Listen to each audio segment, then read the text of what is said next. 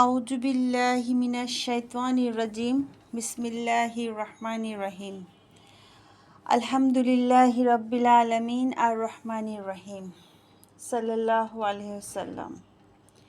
রাব্বি ইশরাহলি সাদরি ওয়ায়াসসিরলি আমরি ওয়াহলুল উকদাতাম মিন লিসানি ইয়াফকাহু কাওলি। সম্মানিত উপস্থিতি, সবাইকে আসসালামু আলাইকুম ওয়া রাহমাতুল্লাহি ওয়া বারাকাতুহু।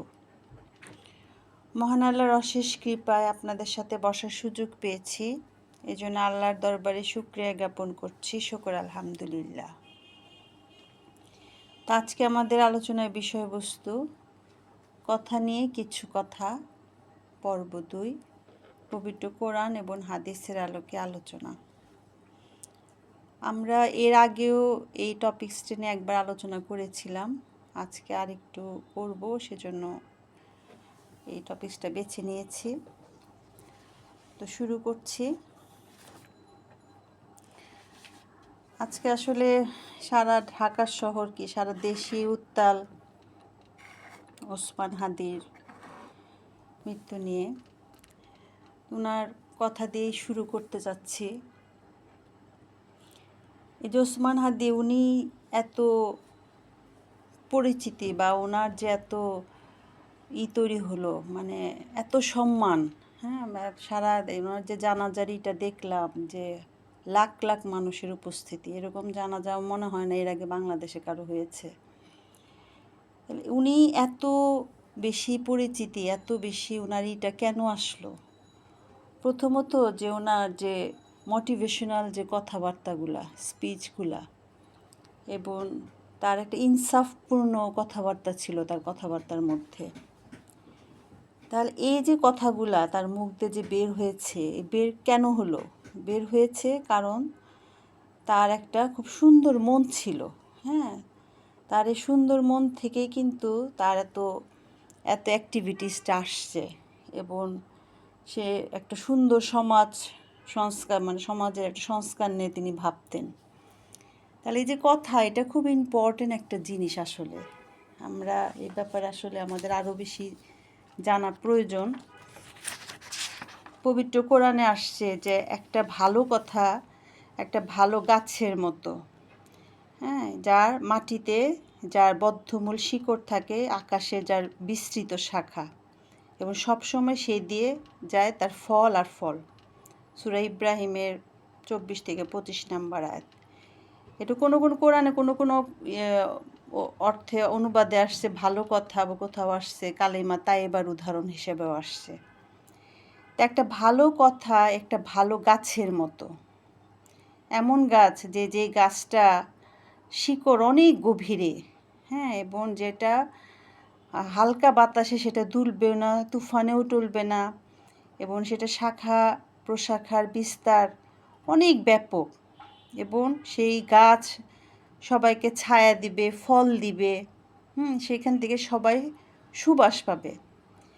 তা আপনার একটা সুন্দর কথা, একটা ভালো কথা এই গাছটার মতোই কিন্তু কল্যাণময়। আপনার এই সুন্দর কথা এই গাছের মতোই কিন্তু শান্তির বাহক এবং কল্যাণের উৎস, এবং আনন্দের দূত এবং অফুরন্ত সুফলদায়ক। মানে গাছ আমাকে যেভাবে উপকার করে, একটা ভালো কথাও কিন্তু সেরকমভাবে মানুষের উপকার করে।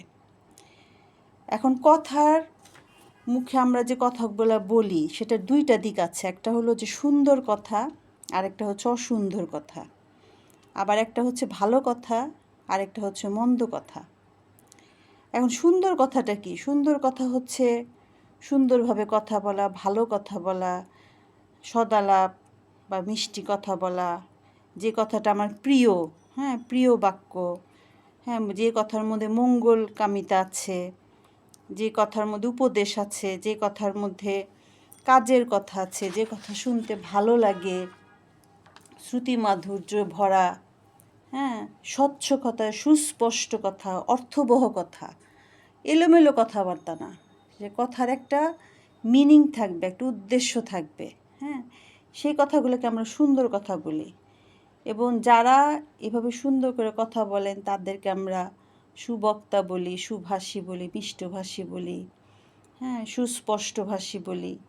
তো কথা আসলে একটা আর্ট, সুন্দর করে কথা বলা। আবার মন্দ কথাও আছে, তাই না? অসুন্দর কথাও আছে। তো অসুন্দর কথাগুলো কীরকম?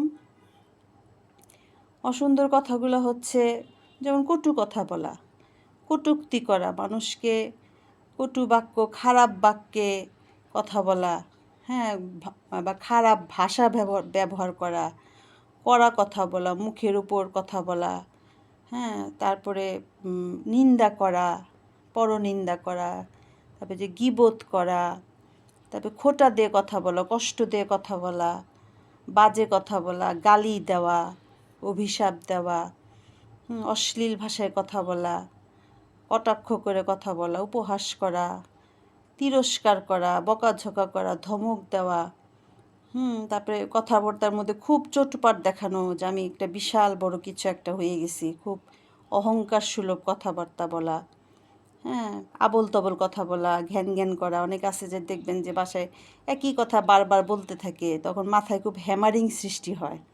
হ্যাঁ, আমার অফিসে একজন আছেন, নাম বললে গীবত হবে। হ্যাঁ, ওনার সাথে আমি হয়তো বা কোনো একটা কথা বলছি, উনিও একই কথার আবার রিপিট করতে থাকে। আমি একটা কথা বললাম, উনি আবার সেটা রিপিট করে। তখন মানে খুবই বিরক্ত লাগে।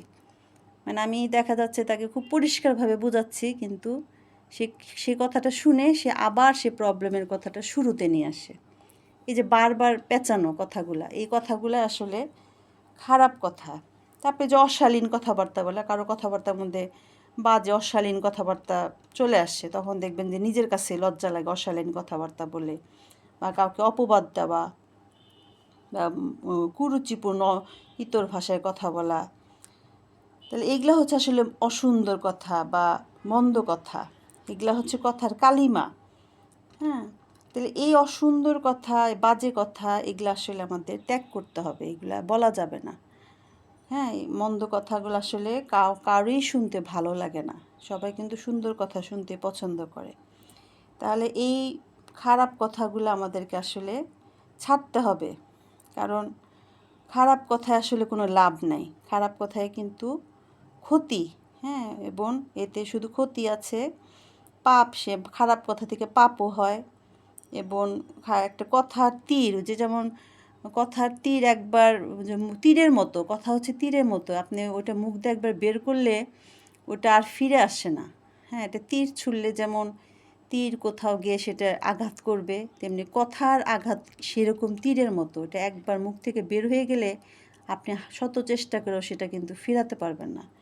সেজন্য এই জবানের ব্যাপারে আসলে খুব সাবধান হতে হবে আমাকে, কারণ এই কথার কারণে কিন্তু এই আমাদের ব্যক্তিত্বটা নষ্ট হয়ে যায়। হয়তো একটা মানুষ আপনাকে অনেক সম্মান করত, কিন্তু আপনার একটা অশালীন, একটা খারাপ কথার কারণে কিন্তু আপনার মর্যাদাটা মুহূর্তের মধ্যে কমে যাবে, নিচে নেমে আসবে। আপনাকে হয়তো অনেক সম্মানের আসনে রেখেছিল, কিন্তু আপনার বাজে ব্যবহারের কারণে আপনার ব্যক্তিত্বটা নষ্ট হয়ে যাবে। তাহলে এই যে খারাপ কথাটা আমাদের মন এবং চরিত্র দুইটাকেই কলুষিত করে, আমাদের বন্ধুত্ব নষ্ট হয়ে যায়, সখ্যতা ছিন্ন করে, মানুষের সাথে সম্পর্ক নষ্ট হয়ে যায়। আর যে কিনা খারাপ কথা বলে, মানুষ কিন্তু তাকে ঘৃণাও করে।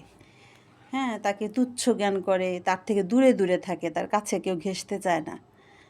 হ্যাঁ, সেজন্য কোরআনে যে সূরা ইব্রাহিমের 26 নম্বর আয়াতে আসছে যে একটা মন্দ কথা একটা মন্দ গাছের মতো, এবং সেই গাছের মতো যাকে ভূমি থেকে উপড়ে ফেলা যায়, যার কোনো স্থায়িত্ব নাই। তাহলে ওই যে মন্দ গাছ মানে কি, মানে যে গাছের শিকড় বেশি গভীরে না, হ্যাঁ, সেই গাছটা সহজে তুলে ফেলা যায়। অর্থাৎ আপনার যখন কথাবার্তা হালকা হয়ে যাবে, আপনার কথাবার্তা এলোমেলো কথাবার্তার কারণে আপনার গ্রহণযোগ্যতা কমে যাবে, আপনি একটা ইম্পর্টেন্ট কথা বললেও মানুষ সেটা গুরুত্বের সাথে নিবে না। হ্যাঁ, তো আবোল তাবোল কথা বলে, এর কথা ধরার কোনো মানে হয় না। হ্যাঁ, অর্থাৎ আপনার ব্যক্তিত্বটা মানুষের কাছে কিন্তু ছোট হয়ে যাবে। সেই জন্য রাসূলুল্লাহ সাল্লাল্লাহু আলাইহি সাল্লাম বলেছেন যে ভাষার ফসলই মানুষকে জাহান্নামে উপর করে নিক্ষেপ করবে। এটা তিরমিজির হাদিস। এবং আরেকটা সহিহ বুখারীর একটা হাদিসে বলছে যে মুসলিম সে যার ভাষা এবং কর্ম থেকে মুসলমানরা নিরাপদে থাকে। সেই হলো মুসলিম, যার কথা থেকে মুসলমানরা নিরাপদ। তাহলে চিন্তা করেন কথাটা কত ইম্পর্টেন্ট একটা জিনিস। এবং রাসূলুল্লাহ সাল্লাল্লাহু আলাইহি সাল্লাম আরও বলেছেন যে মুসলমানের সুন্দর বৈশিষ্ট্যগুলোর মধ্যে রয়েছে অর্থহীন কথা এবং কাজ পরিত্যাগ করা। অর্থাৎ যে কিনা খাঁটি মুসলমান, সে কখনো অর্থহীন কথাবার্তা বলবে না, অর্থহীন কোনো কাজও করবে না। তার সব কাজই থাকবে মিনিংফুল, তার কথাবার্তাও থাকবে মিনিংফুল। সে কিন্তু হাসি রসিকতার মাধ্যমেও কিন্তু মানুষকে কষ্ট দিবে না। অনেকে দেখবেন যে ঠাট্টাচ্ছলেও কিন্তু মানুষকে কষ্ট দেয়, এমন ঠাট্টাচ্ছলে এমন কথা। এটা আমাদের সবার মধ্যেই কম বেশি আছে, আমরা কেউ এর বাইরে না। আমরা কথা জবান সংযত করা এটা খুব কঠিন একটা কাজ আসলে। আমরা বেশিরভাগ মানুষকে সব মানুষ আমরা আসলে এর মধ্যে পড়ে যাই যে আমাদের মুখটাকে কন্ট্রোল করার ব্যাপারে। এই জন্য আসলে ধৈর্য দরকার। হ্যাঁ, সবার ধৈর্য অনেক। তাহলে এই যে খারাপ কথা, এই খারাপ কথা হলো সমস্ত অনিষ্টের মূল। হ্যাঁ, এই জন্য মন্দ কথা ব্যক্তিকে, যে কিনা খারাপ কথা বলে, সে ডিটাচড হয়ে যায়, সমাজ থেকে সে ডিটাচড হয়ে যায়, পরিবার থেকে ডিটাচড হয়ে যায়। এবং খারাপ কথা সমাজের মধ্যে একটা অস্থিরতা, একটা বিশৃঙ্খলা সৃষ্টি করে। হ্যাঁ, মানুষের মনোকষ্টের কারণ হয়, শত্রুতা সৃষ্টি করে, হানাহানি সৃষ্টি করে। এবং মহান আল্লাহ তাআলা এবং তার রাসূল সাল্লাল্লাহু আলাইহি সাল্লাম মানুষকে এই খারাপ কথা বলতে নিষেধ করেছেন। এবং পবিত্র কোরআনে এই ব্যাপারে অনেকগুলো আয়াত এসেছে। আমি কিছু আয়াত আপনাদেরকে শোনাচ্ছি। যেমন সূরা হুজুরাতের 12 নম্বর আয়াত এসেছে যে, তোমরা কেউ কারো গীবত বা নিন্দা করো না। তোমাদের কেউ কি তার মৃত ভাইয়ের গোশত খেতে পছন্দ করবে? গীবত সম্পর্কে তো আমরা সবাই জানি। এবং সূরা হুজুরাতের 11 নম্বর আয়াতে এসেছে, তোমরা পরস্পরকে বদনামে ডেকো না, বিকৃত উপাধিতে ডেকো না। হ্যাঁ, এটা আমাদের মধ্যে আছে কিন্তু। ওই যে একদিন বলেছিলাম আমার আলোচনায় যে কেউ ছোট তাকে পিচ্চি বলে ডাকা, বা খাটো বা বেট্টো খেটো খাটো বলে ডাকা, মানে এরকম আমরা মুটকু, মোটা হলে মুটকু বলে ডাকি, শুকনো হলে চিকনা বলি, অনেক কিছু বলি। হ্যাঁ, কারো চোখ টেরা থাকলে টেরা বলে ডাকে। তাহলে এই যে বিকৃত নামে ডাকা, হ্যাঁ, এটা ডাকা যাবে না।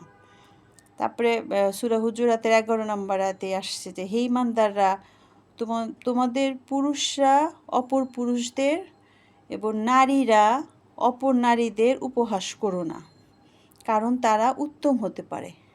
তাহলে আমি যাকে উপহাস করতেছি, যাকে নিয়ে হাসি ঠাট্টা করতেছি, হতে পারে সে আমার থেকে ভালো, কারণ তার আমলের খবর কিন্তু আমি জানি না। সে কী আমল করে আমরা তার কিছু অংশ দেখি, আমরা তার সারা দিনের কর্মকাণ্ড কিন্তু দেখি না।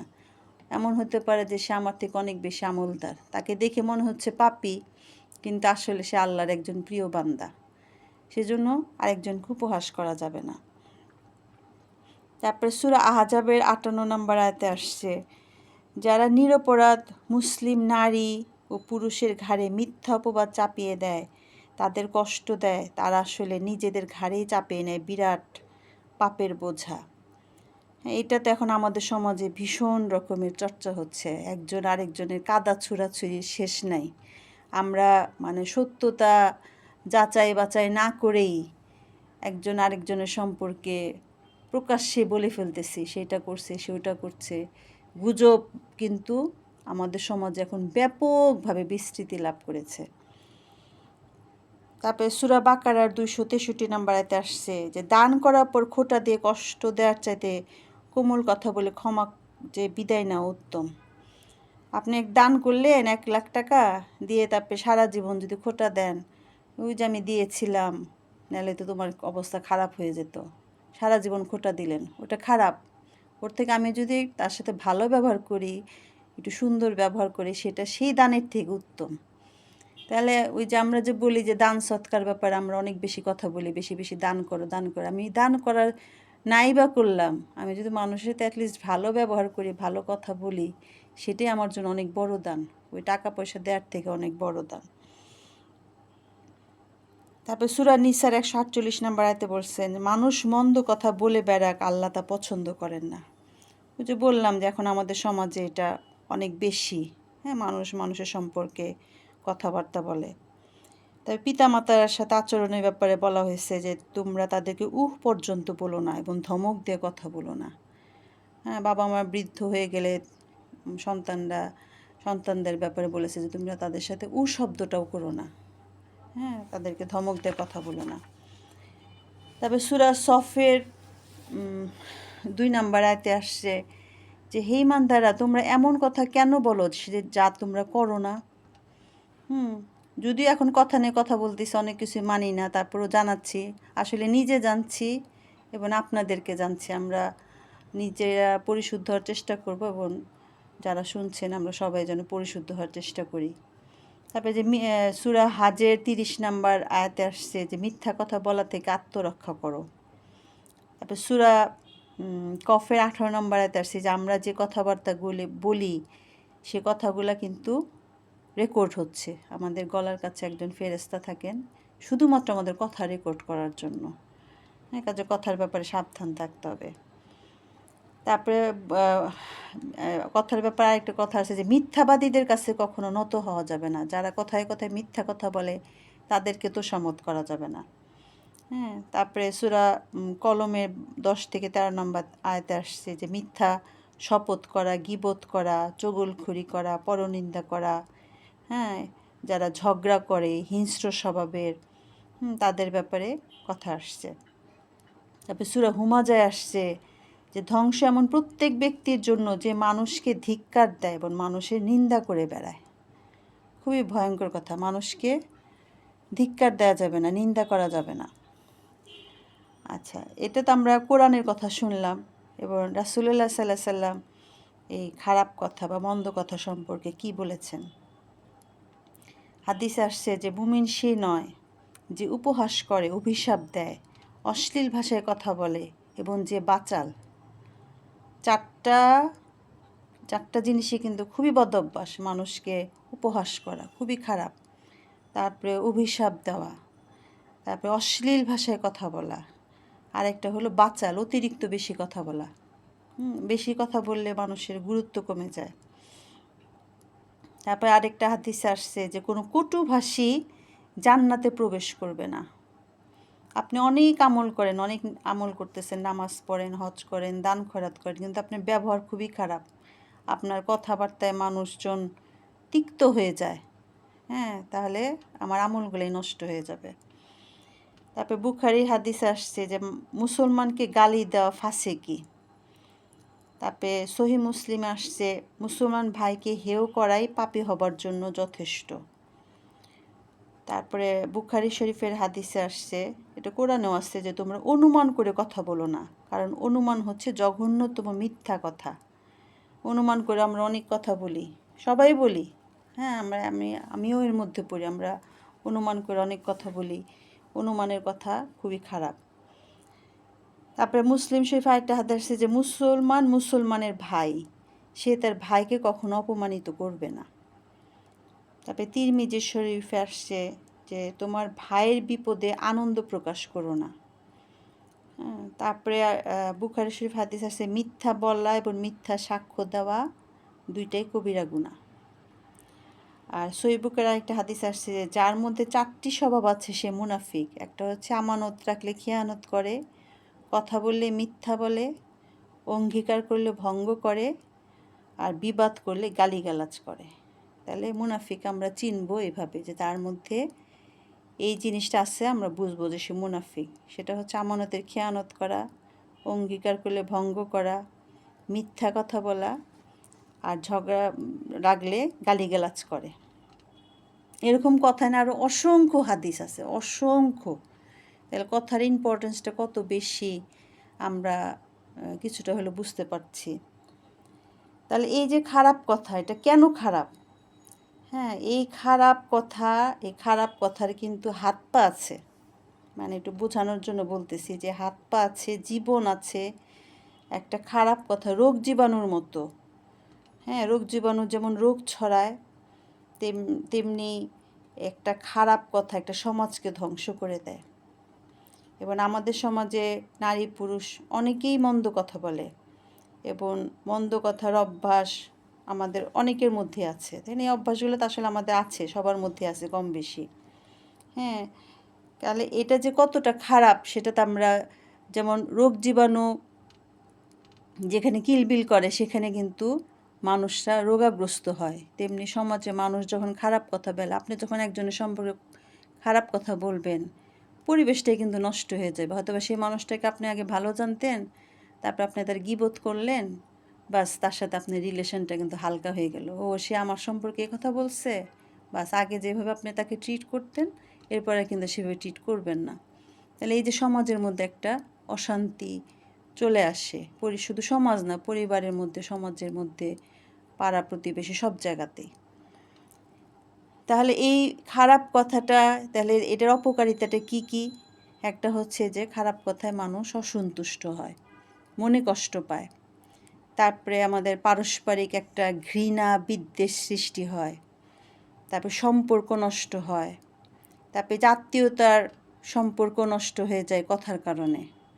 তারপরে বন্ধুত্ব নষ্ট হয়ে যায়, শত্রুতার সৃষ্টি হয়, ঝগড়া বিবাদ বাড়ে, রাগারাগি, হানাহানি, মারামারির এগুলো সূত্রপাত হয়, মান সম্মান নষ্ট হয় এবং সমাজে, পরিবারে অশান্তি এবং অস্থিরতার সৃষ্টি হয়।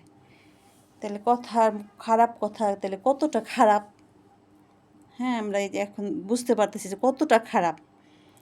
একটা হাদিসে আসে যে ওমর রাদিয়াল্লাহু আনহু একবার আবু বকর রাদিয়াল্লাহু আনহুর বাড়িতে গিয়েছেন। তো সেখানে যে উনি দেখলেন যে আবু বকর রাদিয়াল্লাহু আনহু তার জিহ্বা ধরে টানাটানি, মানে আবু বকর তার নিজের জিহ্বা ধরে টানাটানি করছেন।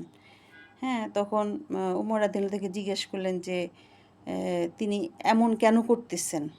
তখন উনি বলে, এই জিহ্বা আমাকে ডুবিয়েছে, হয়তোবা সে কিছু খারাপ কথা বলে ফেলছিল, সেই জন্য সে নিজেই নিজের সমালোচনা করতেছিল, তার জিহ্বা ধরে টানতেছিল যে কেন আমি এই কথাটা বললাম, কেন আমি এই কথাটা বললাম। মানে তারা তো অনেক বেশি সচেতন ছিল, ওনারা প্রতি মুহূর্তে নিজেদের আত্মসমালোচনা, আত্মশুদ্ধি, এসব ব্যাপারে তারা অনেক বেশি সচেতন ছিল। আর আমাদের এখনকার অবস্থা হয়েছে, আমরা আত্মসমালোচনা, আত্মশুদ্ধি না করে অন্যের সমালোচনাটা বেশি করি। অন্যেরা কি ভুল করলো, কে ভুল ত্রুটি করলো, ওটার ব্যাপারে আমরা বেশি কনসার্ন, কিন্তু আমি কত ভুল নিয়ে বসে আছি সেদিকে আমার কোনো খেয়ালই নেই। আচ্ছা, এখন সুন্দর করে কথা বলার ব্যাপারে আল্লাহ তাআলার কিছু নির্দেশনা আছে। যেমন সূরা আহজাবের ৭০ নম্বর আয়াতে আসছে যে, হে ইমানদাররা, আল্লাহকে ভয় করো এবং সঠিক কথা বলো। সবসময় সত্যের পথে থাকতে হবে, সত্যপন্থী হতে হবে। সত্য কথা বলতে ভয় পাওয়া যাবে না, আল্লাহকে ভয় করতে হবে। আমি মানুষের ভয়ে এই সত্য বিমুখ থাকবো, এটা কিন্তু করা যাবে না।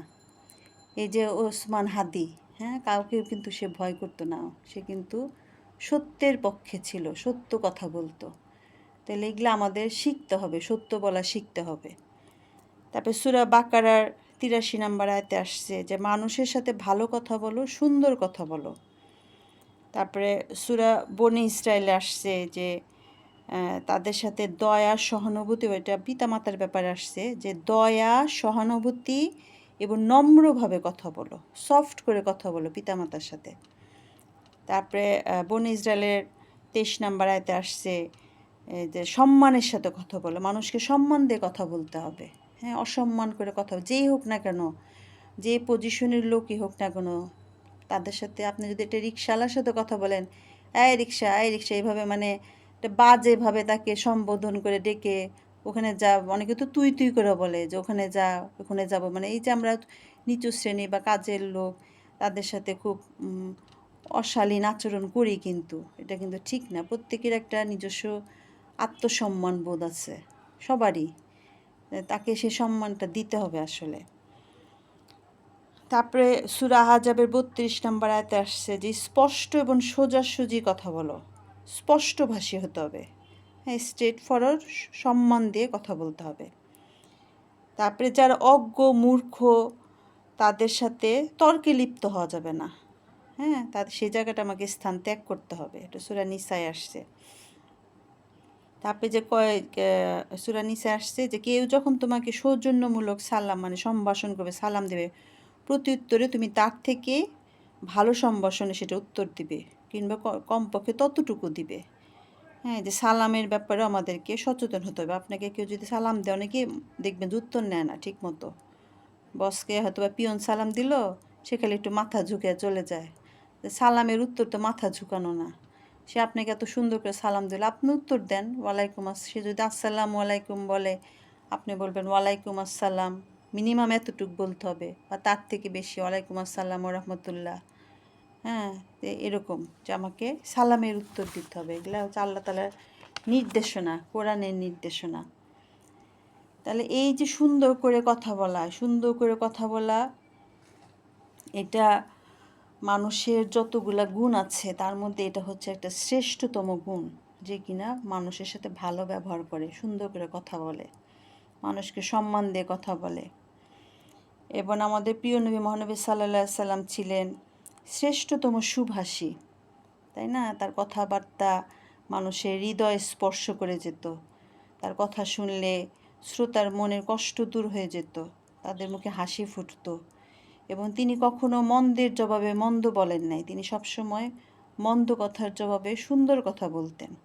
এবং কোরআনেও একটা আয়াত আছে, ঠিক কোন সূরা আমি এই মুহূর্তে বলতে পারছি না, যে মন্দকে ভালো দ্বারা প্রতিহত করো, তাহলে দেখবে যার সাথে তোমার শত্রুতা আছে সে প্রাণের বন্ধু হয়ে গেছে।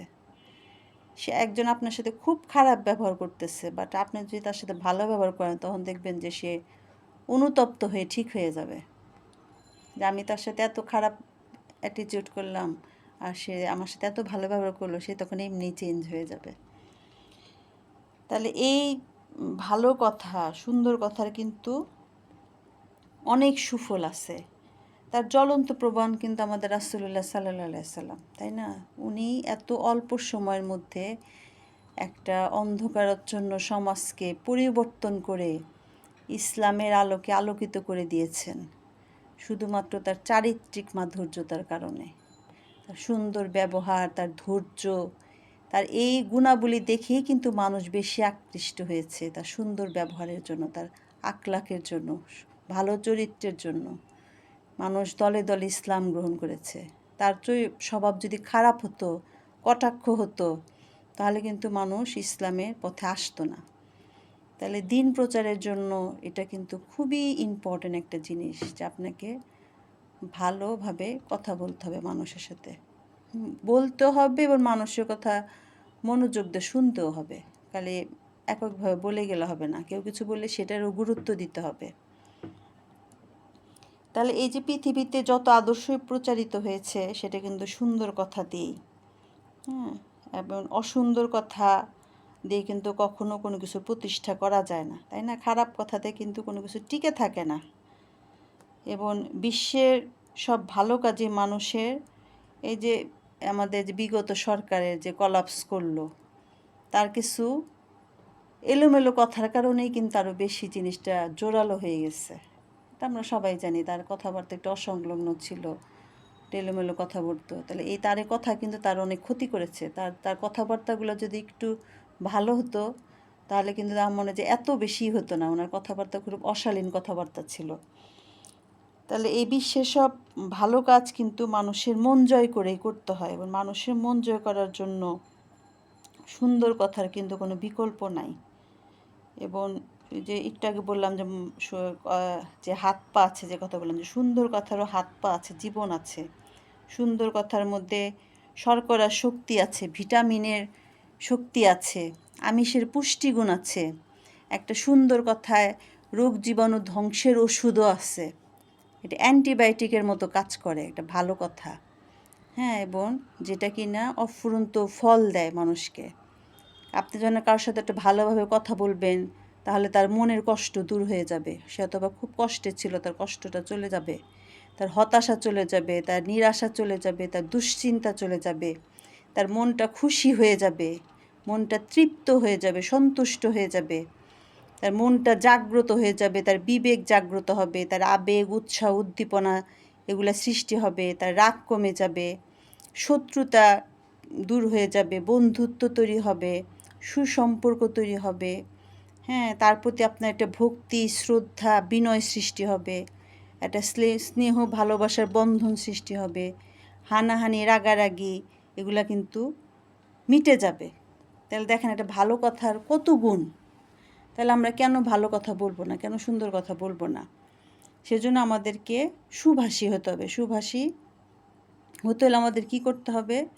সেটা হলো যে আমরা সোজা কথা বলবো, পেঁচিয়ে কথা বলবো না, বাঁকা কথা বলবো না, যেটা মনে আছে সেটাই বলবো। হ্যাঁ, মানুষকে ঘুরাবো না কখনো, বা আশা দিয়ে দিয়ে কথা বলে না, ঠিক আছে আমি তোমার জন্য এটা করছি করছি, আচ্ছা দেখছি দেখছি, এই যে এইভাবে কথা না। আমি যদি কারোর জন্য কিছু করতে পারি আমি বলবো যে হ্যাঁ আমি তোমার জন্য করব। আর যদি করতে না পারি সেটা আমি বিনয়ের সাথে বলে দিব, সরি আমি আসলে করতে পারছি না। এভাবে বলে দেবো সোজা সাপটা। আমি শুধু শুধু তাকে আশা দিয়ে দিয়ে দিয়ে দিয়ে তাকে ঝুলিয়ে রাখবো, এটা খুব খারাপ একটা অভ্যাস।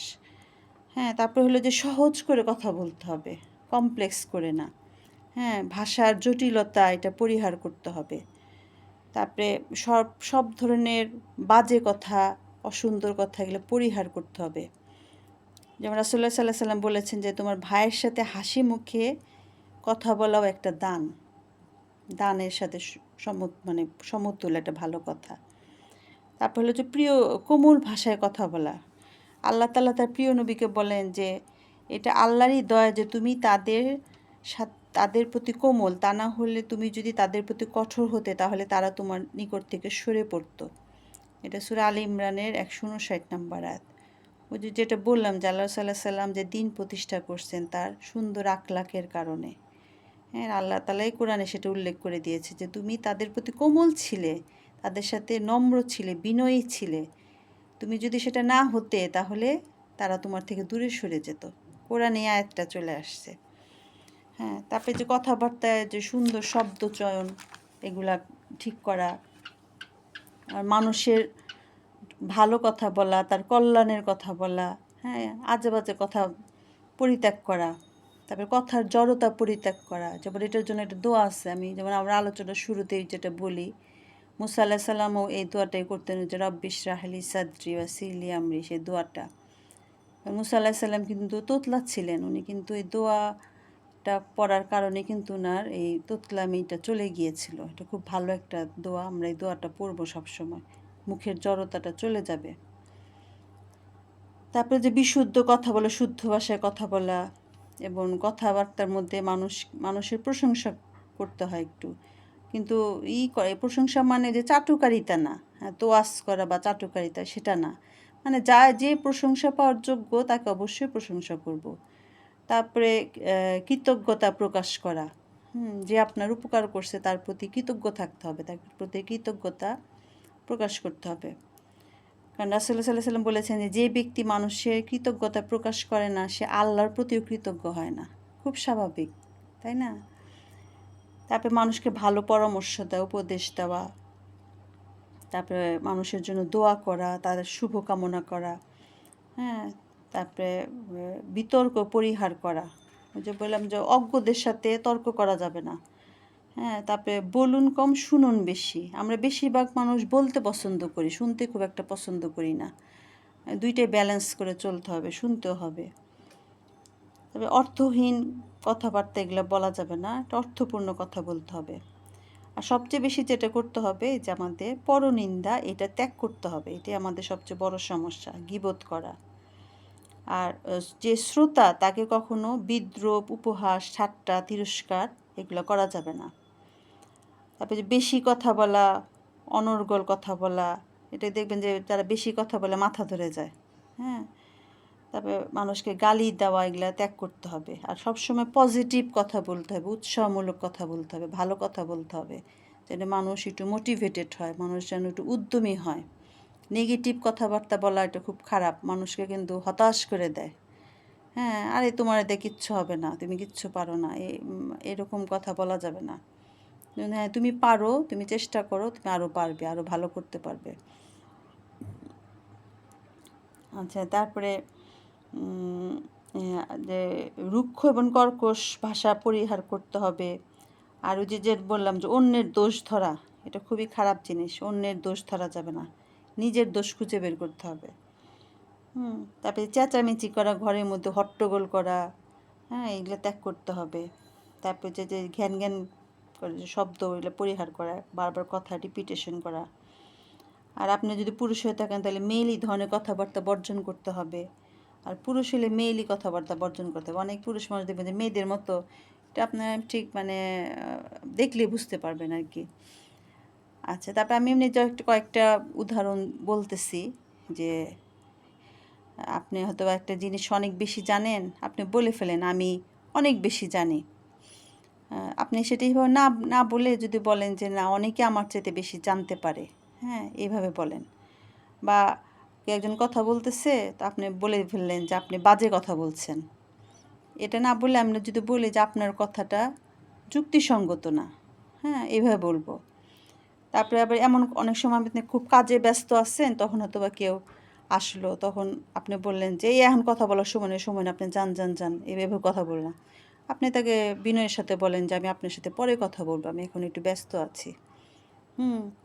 তো এরকম আরকি যে আমাদের কথাবার্তার মধ্যে একটু চেঞ্জ আনতে হবে। আরও যে আমি কাজটা করব, হ্যাঁ, কালকে করব, এরকম কথার মধ্যে অবশ্যই আমাদের ইনশাআল্লাহ শব্দটা ব্যবহার করতে হবে। হ্যাঁ? যে আমরা যে ফিউচারে কোনো কথা বলবো, সেগুলোর সাথে ইনশাআল্লাহ। আরেকটা যেটা সেটা হচ্ছে যে সম্মান দেওয়া, স্বীকৃতি দেওয়া। হ্যাঁ? যেমন আপনাকে অশেষ ধন্যবাদ, আমি আপনার কাছে কৃতজ্ঞ, আমি দুঃখিত, আমি আপনার কাছে ঋণী। হ্যাঁ? আপনি খুব সুন্দর কথা বলেছেন, বা আপনার সাফল্যতার জন্য অভিনন্দন। হ্যাঁ? যে আরেকজনের সাফল্য দেখলে আমাদের মন খারাপ হয়ে যায়, হিংসা করি। যে তখন আমরা তাকে অভিনন্দন জানাবো, মানে আল্লাহর কাছে দোয়া করবো, "আল্লাহ, তুমি তাকে যেমন সফলতা দিয়েছো, আমাকেও সেরকম সফলতা দাও।" হিংসা করব না আমরা। বা কেউ একজন রান্না করলে আমরা প্রশংসা করবো যে, "আপনার রান্নাটা খুব মজা হয়েছে, খুব চমৎকার হয়েছে।" হ্যাঁ?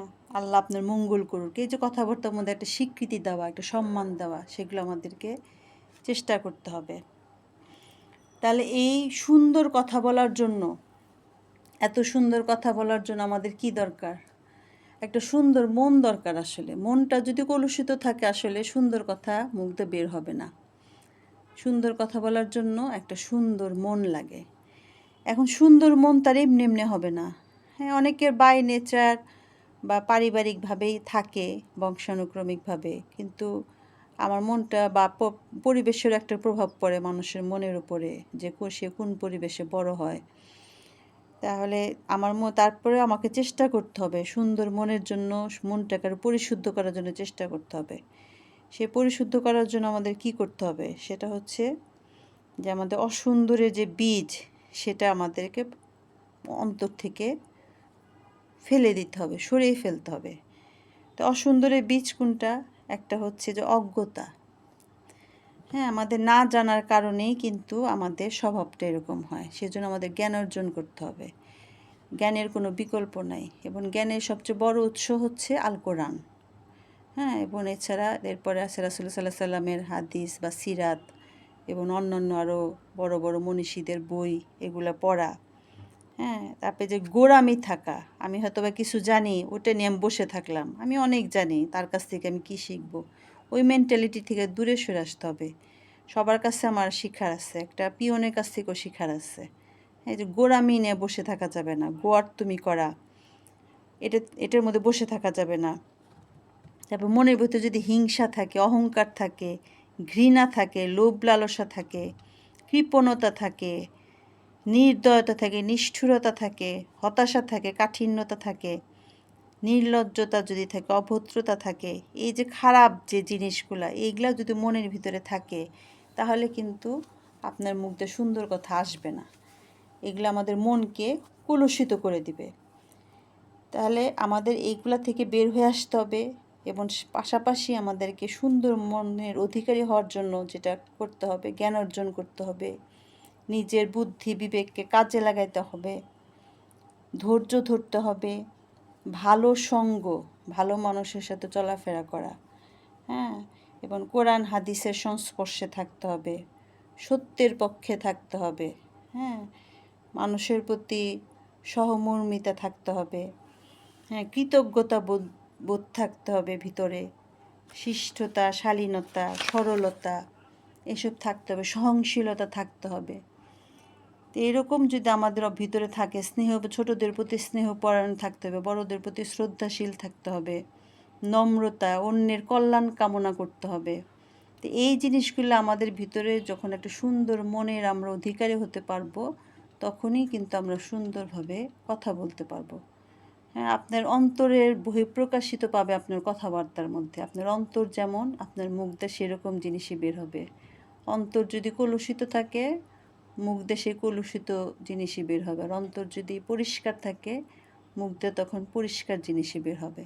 সেজন্য আমাদের অন্তরটাকে ঠিক করতে হবে। অন্তর ঠিক করার রশিদই হচ্ছে আল কোরআন। হ্যাঁ, আল কোরআনই আমাদের অন্তরকে পরিষ্কার করতে পারে। আমি কোরআন বেশি বেশি পড়ব অর্থসহ আমাদের ভিতরের আলোটা জেগে উঠবে, আমাদের ভিতরের সত্যটা জেগে উঠবে। তো যাই হোক, আমরা চেষ্টা করব আমরা যেন এই কোরআন হাদিসের আলোকে আমাদের এই জীবনটাকে আমরা গড়তে পারি এবং এই সত্যের আলো ছড়িয়ে দেওয়ার জন্য মানে আপনাকে একজন সুবক্তা হওয়ার জন্য, হ্যাঁ, আজকে যে আবারও সে হাদির ওনার কথাই চলে আসতেছে যে উনি এত ফেমাস হয়ে গেলেন, হ্যাঁ, এত অল্প সময়ে এত অল্প বয়সে সারা দেশে ওনার নাম ছড়িয়ে গেল। হ্যাঁ, তার একটা সত্যবাদী একটা মন ছিল, সত্যবাদী একটা জবান ছিল। হ্যাঁ, তাহলে এটা আমাদেরকেও আমাদের প্রত্যেকেরই কিন্তু দায়িত্ব। হ্যাঁ, মানুষের বিশেষ করে প্রত্যেক মুসলমানের দায়িত্ব মানুষের কাছে দ্বীনের দাওয়াত পৌঁছে দেওয়া। এখন দ্বীনের দাওয়াত পৌঁছে দেওয়ার জন্য আপনাকে অবশ্যই ভালো বক্তা হতে হবে। ভালো বক্তা হওয়ার জন্য চেষ্টা করতে হবে। মানুষ তো চেষ্টা করলে সবই পারে। কারণ এই ভালো বক্তা হওয়ার কারণেই হাদির এত পরিচিতি। হ্যাঁ, তার ভালো ব্যবহার এবং ভালো বক্তা দুইটাই। তাহলে এই একজন ভালো বক্তা এটা কিন্তু একটা আদর্শ প্রচারের একটা বলিষ্ঠ হাতিয়ার। হ্যাঁ, মানুষের বিবেককে নাড়া দেয়, মানুষকে সচেতন করে তোলে এবং মানুষকে জ্ঞান দান করে। হ্যাঁ, মানুষের মনে ভক্তি ভালোবাসা, আজকে তো আমরা সেটার প্রমাণ দেখলাম। হাদির প্রতি মানুষের ভালোবাসা এবং ভক্তিটা কত বেশি। হ্যাঁ, তাহলে একটা বক্তা মানুষকে কতটা ইনফ্লুয়েন্স করে। হ্যাঁ, তার সে এবং মানুষের সমর্থনও সৃষ্টি করে, সমর্থন আদায় করে। ভালো বক্তা হয়ে গেলে তার প্রতি মানুষ সমর্থন দেয়, একটা জনমত সৃষ্টি করে, জনপ্রিয়তা সৃষ্টি করে, তার একটা ব্যক্তিত্ব তৈরি হয়। হ্যাঁ, এবং ভালো বক্তার মানুষকে চিন্তা ভাবনার মধ্যে একটা নাড়া দিয়ে দেয় এটা। হ্যাঁ, একটা উত্তেজনা সৃষ্টি করে। হ্যাঁ, তাহলে এই যে ভালো বক্তা হওয়ার একটা সুন্দর সমাজ গড়ার কিন্তু হাতিয়ার। সেজন্য বক্তৃতার মধ্যে একটা চুম্বকের শক্তি আছে। হ্যাঁ, সেজন্য ভালো আমাদের প্রত্যেককেই আসলে ভালো শ্রোতাও হতে হবে, ভালো বক্তাও হতে হবে। আমাদের প্রত্যেকের জায়গায় থেকেই আমাদের এই চেষ্টাটা করতে হবে। কারণ দিন প্রচার করা প্রতিটা মুসলমানের জন্য ফরজ। আমরা চেষ্টা করব আমরা যেন আল্লাহর দিন প্রতিষ্ঠিত করতে পারি, সে চেষ্টা আমাদের সবারই থাকা উচিত। হ্যাঁ, প্রত্যেকের জায়গা থেকে আমরা যেন সেটা করতে পারি। তো যাই হোক, আজকে আমি আলোচনা এতটুকুই, আজকে এখানেই শেষ করছি। সুবহানা রাব্বিল ইজ্জাতি আম্মা ইয়াসিফুন ওয়া সালামুন আলাল মুরসালিন আলহামদুলিল্লাহি রাব্বিল আলামিন। সবাইকে আসসালামু আলাইকুম ওয়া রাহমাতুল্লাহি ওয়া বারাকাতুহু। ওয়ালাইকুম আসসালাম ওয়া রাহমাতুল্লাহি ওয়া বারাকাতুহু। কথা নিয়ে কিছু কথা না, আমরা অনেক কথাই শুনলাম। আসলে খুবই সুন্দর। আমাদের এই আদবগুলো মেনে চলা উচিত। মানে কথা